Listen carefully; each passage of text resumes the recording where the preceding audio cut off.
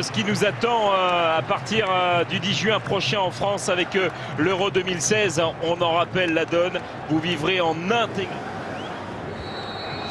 Allez, coup d'envoi de ce 34e face-à-face entre l'Allemagne et l'Italie. À l'avantage des Italiens, on en parlait, était là. Et Florenzi qui a l'habitude aussi de se retrouver dans ce genre de situation. On l'a vu souvent latéral droit du côté de l'AS Roma avec Rudiger. Ici là, il y a une ouverture avec Thomas Müller, le centre, ballon cafouillé, la reprise, et l'ouverture du score, elle est là. Et c'est Toni Kroos qui vient ouvrir les C'est inscrits. Toni Kroos qui vient décanter la situation sur une frappe lointaine. Le centre inspiré de la part de Thomas Müller pour ce 11e but en sélection pour Toni Kroos à l'occasion de son 64e match pour la nationale. Match une nouvelle fois la qualité de frappe. Il y avait Sirigu. Sirigu qui entre guillemets 85% de conservation de balle. Avec Müller et la claquette magnifique de Gigi Buffon face à Thomas Müller qui a marqué au match aller, au match retour avec le Bayern face à la Juve en Ligue des Champions. Ça progresse bien avec Thomas Müller. À droite, il y a Rudi Müller, passe un petit peu aveugle et but. Ouais, but pour l'Allemagne avec Müller qu'on n'a quasiment pas vu dans cette première période. Et regardez ce ballon piqué pour venir trouver la tête du mètre 76 de Mario Götze qui vient s'infiltrer dans une défense très passive de la squadra Azzurra. Deux passes décisives pour Thomas Müller auprès de Joachim Löw.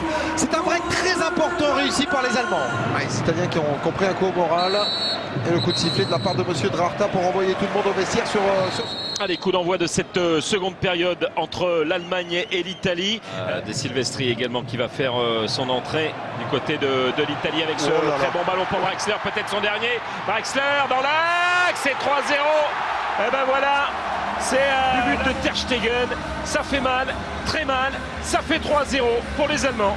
Ouais, et on a apprécié la grande classe tactique, technique entre Julian Draxler. Alors que l'on va revoir ici Riccardo Montolivo qui est allé se jeter, mais surtout regardez Leonardo Bonucci. Aïe aïe aïe. Ouais, qui se blesse en plus. Oh là là, bah oui, il est allé planter sa jambe. Alors je sais pas si c'est le genou ou les adducteurs. Maintenant les choses sont ainsi faites. Il y a quand même des joueurs de talent. Énorme coup dur pour la Juve.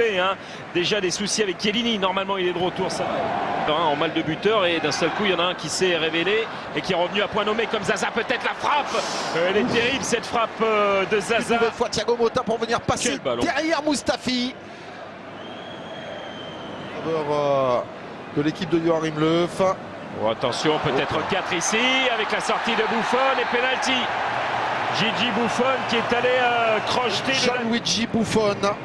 Imaginez que c'est quand même Bernardeschi qui vient défendre. Il y a quand même un problème, c'est lui qui s'est jeté là. C'est parti, le coup de sifflet. Et Ozil, contre-pied, ça fait 4-0.